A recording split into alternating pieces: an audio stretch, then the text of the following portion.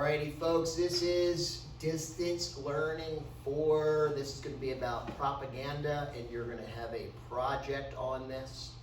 When you view this as a slideshow, I've put commentary on it. So, if you look at it as a slideshow, click or review, which should be at the top of your screen, and then you're going to be able to read my comments, which will show up down the side of the screen. Also, when you're looking at the slideshow, please look at both of these videos. It's going to be a review of basic terminology with regards to propaganda, which is going to be important when you do your project. For this one, Abby, I'm going to turn the lights off, see if we can see things a little bit better. Okay. All right? Because I want to focus on the art first more than me. Sound good? Yeah. We'll give it a try.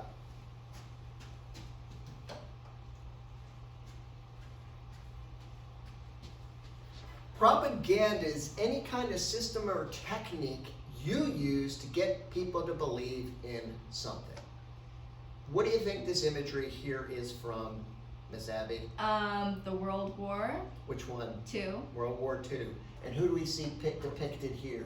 Hitler. Adolf Hitler. And what's Adolf doing? He's carrying a little baby. He's carrying kids, hugging kids, and doing that thing where politicians are saying, whether they believe it or not, gee, I love kids, and I'm a nice guy. Okay? What does this look like to you? Do you have any idea what's going on here? You see something written here, it's German, you probably can't translate that, Abigail. Well, it says Führer, which I know is like president or like leader or something. It is perfect. That's German. It's Führer, and it means leader. Good So job. I'm guessing it's trying to encourage people to vote for him or support him. This is actually a cover of a school book in Nazi Germany. Think about your first grade textbook, and you'd have a class all about Nazi Germany and Adolf Hitler. And you'd get a textbook, and it has a cover like this. And the title, if you translate it, it says, "What do you know about your leader?" So this is going to be a little book that teaches German children about Adolf Hitler and the Nazi Party. The only party in Germany, the only leadership in Germany at that time, because the Nazi Party had an authoritarian dictatorship. One party that controlled all the power, led by Adolf Hitler. No real voting, no opportunity to throw the government out unless you wanted to risk your life. So when you have an authoritarian dictatorship, how do authoritarian dictatorships keep control of their own people, Abby? By trying to convince them that they're good, or by trying to like spread themselves in every single part of their lives. Sure. Make your ideas, your party platform, part of everybody's life all the time. You're growing up in Germany, you can't picture anything else except being part of Nazi Germany. You can't think of any better leader than Adolf Hitler because you started learning this as a child. Oh, and Abigail, so let's say this training, this propaganda doesn't work on you and you want to try to resist the government. What's the dictatorship do to you now? Kill you. There's secret police, the army is going to arrest you. Do you get a fair trial, Abigail? Nope. You get a lawyer? Nope. Do you have a Bill of Rights that's going to protect you? Nope. No, that dictatorship, if the propaganda doesn't work, has its secret police and army imprison you, probably torture you, and kill you. We see in countries like North Korea today, do they just arrest you? No. They arrest your whole family. Does that keep you believing in the leader and well-behaved and at least afraid to do anything else? Yes. Of course. Absolutely. On the left side of the screen, we see some more Nazi Germany propaganda. Basically, we see a German soldier and a German worker together fighting against the enemy. If you see the bottom of the picture, Abigail, who's the enemy and how are they depicted in this poster? Well, the enemy is the Jewish people. Jewish people. It looks like they're attacking the...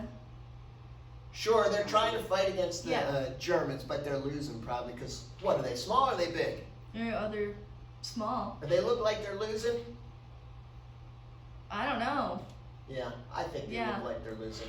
Do we recognize that symbol? Now that's the American flag. That's the American flag of the United States. You see the part of that? British. British, and how about here? That's German. That's Soviet Union right there. Oh, communist. Yeah. Communists, because they were the good guys in World War II.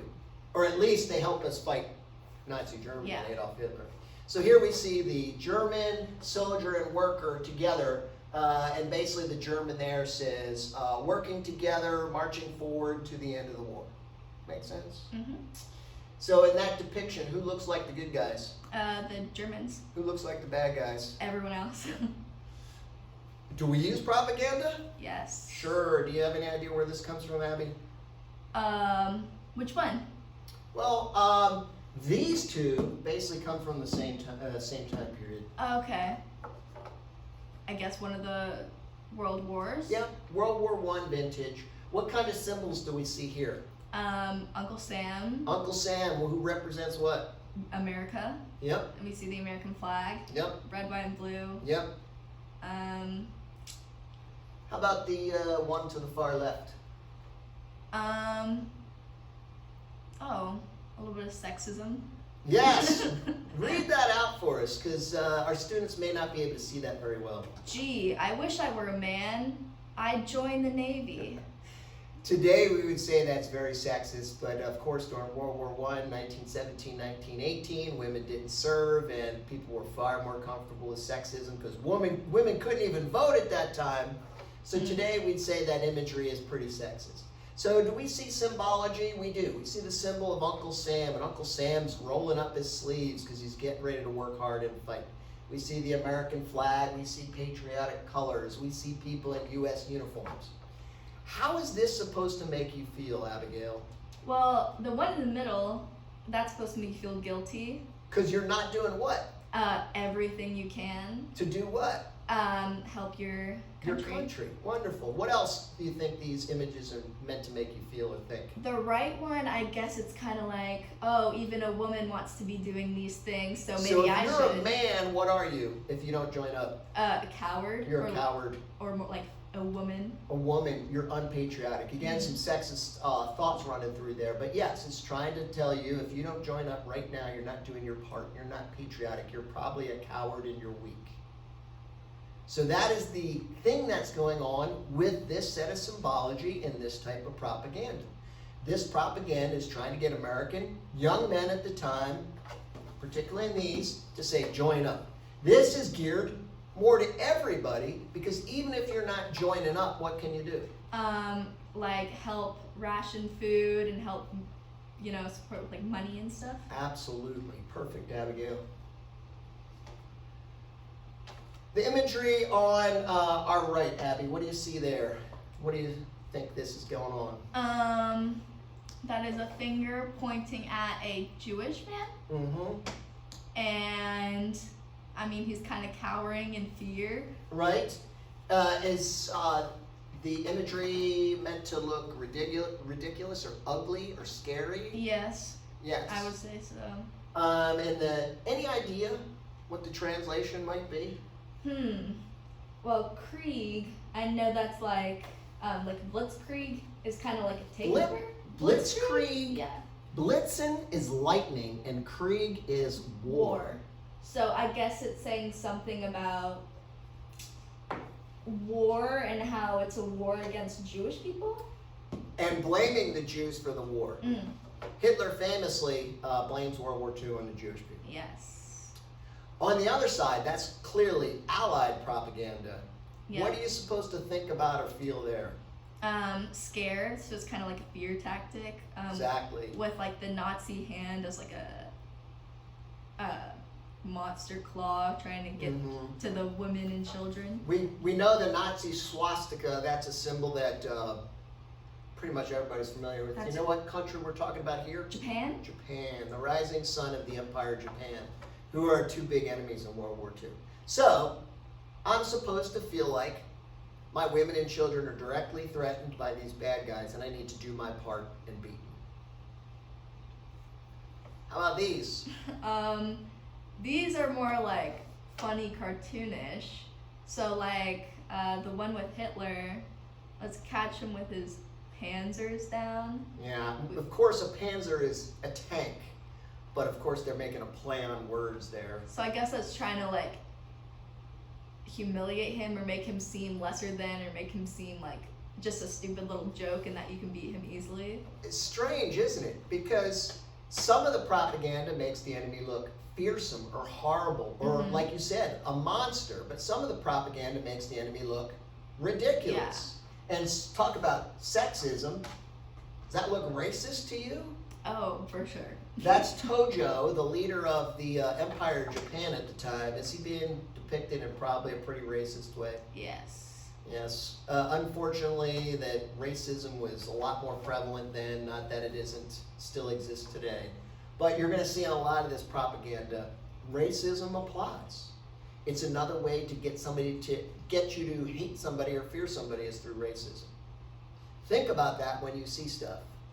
Is somebody trying to get me to hate somebody or fear somebody? Is somebody employing racism, whether it's blatant or not, to get me to think a certain way? Am I supposed to be afraid of somebody or fear somebody? Of course, they look more ridiculous than scary, Yeah. but you know what I'm talking about. How about these? Sad. You see like that child getting held over like a well with a gun to it. Exactly. And then a woman being dragged away. I assume that's her baby. So that's like a sad. And then the same on the other side. It's like a little girl crying over her parents, I assume. Yep. So I guess they're saying this is what's gonna happen if you don't do whatever you can to support the war and support your side. Who's the enemy here? It looks like American troops. They are American troops. Yeah, and Perfect. that one has Japanese on it. Nope. The bad guys, and you'll see in the slideshow, it's probably a little easier. The bad guys here are Americans. But like the writing. So is it a Japan? Another country in Asia. China? Think of a country that's an authoritarian dictatorship where we're their main enemy. Famously, they're making all kinds of missiles, nuclear weapons. Russia? Kim Jong-un, Kim Jong-il. North Korea. Oh, okay. So this is North Korean propaganda. North Korea is another dictatorship, an authoritarian, single ruler, single party state. And one of the ways they control their people is by telling them, if it wasn't for us protecting you, the Americans would come here and throw your babies down wells and kill your parents. Doesn't get more blatant than that, does it? Yeah. So here we see more North Korean propaganda. We got workers and we got citizens and soldiers, and what are they doing, Abby? They're basically praising him like he's a god or like he's the center of their lives. Wonderful. That godlike imagery is key. And some of this propaganda is so over the top. The leader is not just presented as a human, but almost superhuman, almost godlike. So these North Korean leaders, part of their propaganda makes them seem almost godlike. Because let's face it, even if it's hard, are you willing to rebel against another human? Sure. Are you ready to rebel against somebody who's practically your god? No. What are you going to do? I'm just gonna bow down to them. You're going to obey and you're going to listen. So you're going to see a lot of the imagery used in South Korean propaganda. The leadership is depicted as almost godlike in their power and their importance. Oh, this one's cute. Yeah, who's this appeal to? I guess it would appeal to citizens of North Korea again. Yeah, but which group of citizens? Kids. Children. Yeah, so this is like showing the war as like a comic book or something that's Right. like, And the children of North Korea basically killing the bad guys, who of course are... the US. Yeah. You want to start your propaganda early, because if you can convince that child of something, you don't have to have the secret police and the army keeping them locked down as much, do you? Yeah. Because It's they're like, already on board. They already believe it. yeah. It's like brainwashing. Exactly. Another word to use is brainwashing. Now, propaganda we have in our lives constantly. Let's face it, is a TV commercial basically some sort of propaganda? Yeah. Yes. So this, of course, is way on the other end of the spectrum. Propaganda is anything that tries to make you feel or believe something, and it can be simple as a commercial when it's trying to make you just buy something. But this, of course, tries to make you believe something, and here you're a child believing that you're in this noble fight, protecting your country against the horrible, horrible Americans who are just waiting to throw your babies down wells. This one is patriotic for Because of the sure. colors. Be the change. Mhm. So that's kind of a call to action. I It's a call suppose. to action, wonderful, and it's a slogan. Part of propaganda usually has some sort of slogan connected to it. It's usually short, it's usually easy, and it's usually connected to something you feel strongly, so it usually be country and patriotism, or family, or values, right and wrong. Usually something simple and short, that's easy to remember, and it appeals to things that are typically important to people. Country, patriotism, family, sometimes religion, and big ideas like that. What colors do we see? Red, white, and blue. I think these are more simple, just like slogan and like maybe the face of the person or the name of the person. Sure. Not all propaganda can be big and complicated. Some of it's going to be really simple. Your message needs to be short and simple. Your imagery needs to be patriotic and powerful. Do you see anything other than basically red, whites, and blues practically? No. What does change we can believe in mean? Like I guess the person who's that in support of, they're basically saying that this person is someone we can trust and like look to for the benefit of the society. So like he's change personified and we can believe in his cause. Is it possible the person whose change you have to believe in doesn't change anything? Yes. Is it possible this message may be pretty much meaningless? Yep. Like a stronger America. Does that really give any specifics to it? No. Can you ask, how does it make you a stronger America? You can ask, you might not get an answer. You might not get an answer. Or you might not get a meaningful answer. Or you might get a meaningful answer And it's just not, it doesn't happen. and it doesn't happen, they don't do it. You know, I can promise you a lot of stuff that's cool, you know, but if I don't follow through and do it, is it meaningful at all? No. No. Negative, you're going to see a lot of negative imagery, you see a lot of attack ads, so you're going to see some stuff that says, yes, vote for me, vote for my candidate, but then you'll see, don't vote for these guys because they have terrible ideas. All right, so here, basically saying, hey, these guys aren't on the right track. What are they doing? They're going to be a Disaster. for, Middle class families. and who doesn't love middle class families? Because most of us, what do we consider ourselves? Middle class, yeah. Do people really walk around and say, oh, I'm super rich, I'm not normal, I'm special? No. No. Most people either aspire to or consider themselves middle class, because for whatever reason, America has decided middle class is pretty much the good guys, right? Yeah. So most politics is typically geared to appeal for the middle class, which is usually most of us. So if somebody's against the middle class, is that a negative? Is that an attack? Mm-hmm. Sure. Propaganda? Sure. It's meant to make you believe things and hopefully act in a certain way, right? Vote against these guys because these guys don't have it right. Yeah. Now, is anybody getting thrown down a well? No. No, That's good. but it's still propaganda. How about these? Again, it's kind of making them look like a fool or making them look ridiculous. So like that one is like a movie poster and it's Obama and Hillary Clinton and it's Dumb and Dumber. Yep. So that one's, yeah, says it all. And another one is just liar. No explanation, just a picture and Do liar. these things, you know, do you, at least you could see what the people who made these are trying to get from you? Yeah. How about, do they strike you at all? Do you at least chuckle? Do you like make you think? I think propaganda is stupid. So I just look at it and I'm like, well, that doesn't tell me anything. It doesn't really explain anything, so it has no meaning to me. I mean, Do you they think look funny. other people may feel differently about it? Probably. They probably look at that and they're like, you're right. I don't need an explanation, you're right. That says it all. How about these? Oh, yeah, same thing. Same thing, but just different side, right? Yep, Making your opponent look like a clown. ridiculous. Yeah.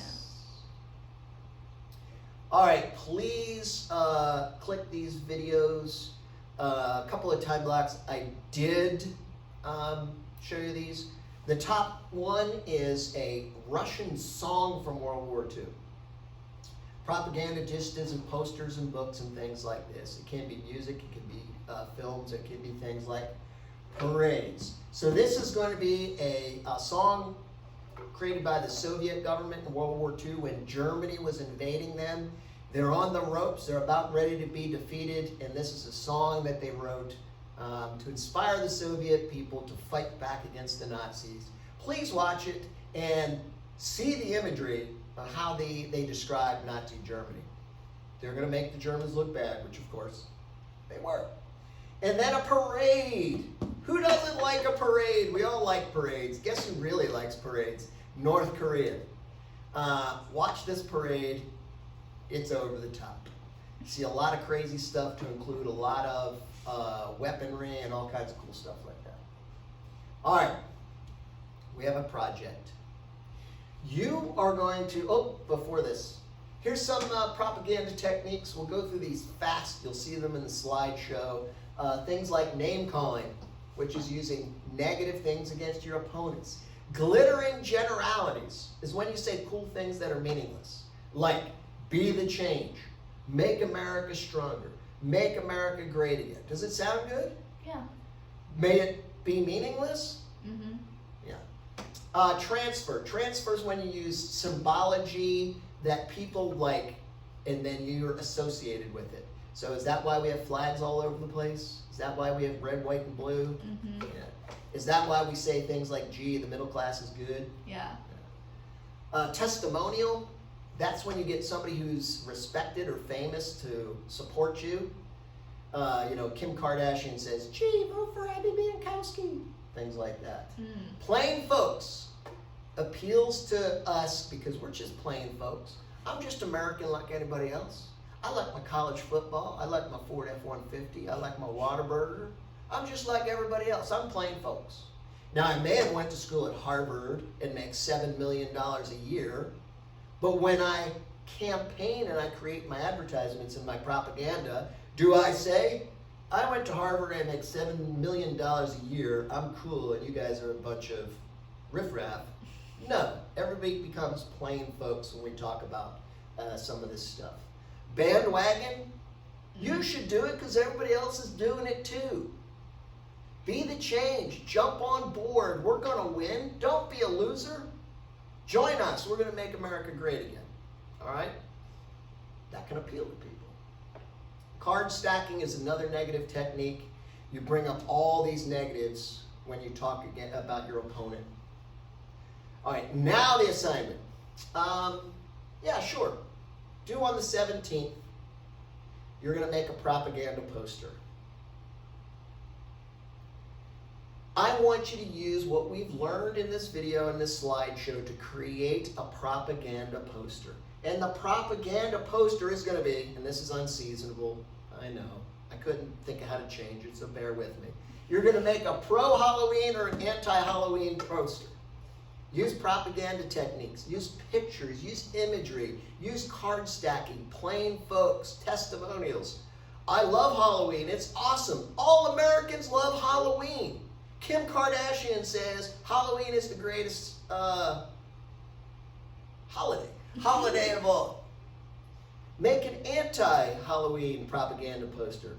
Halloween is horrible. Children get run over by cars. They asphyxiate from their masks. Their teeth rot out because of the candy. All right? 4 out of 5 dentists say Halloween's the worst holiday there is. Does that make sense to you, Abby? Yes, it does. Hopefully it'll make sense to you. If it doesn't, out there in distance learning land, chat me, email me, whatever. All right, so here's a propaganda poster I created. This is my anti-Halloween propaganda poster. I put in elements of what? Trying to make people Scared.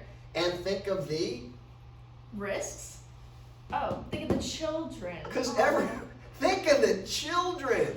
All right.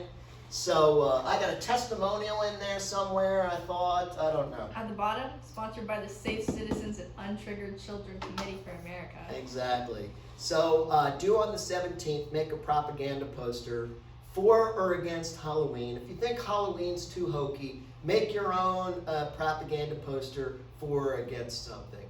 So give me a propaganda poster that supports Fortnite, or a propaganda poster that says, Fortnite is so 2018, it's horrible, you gotta play something else. Does that make sense? Mm-hmm. All right, we're gonna call it a day there. Again, stay in touch, chat, email, and hopefully I'll be putting out more content soon. Bye.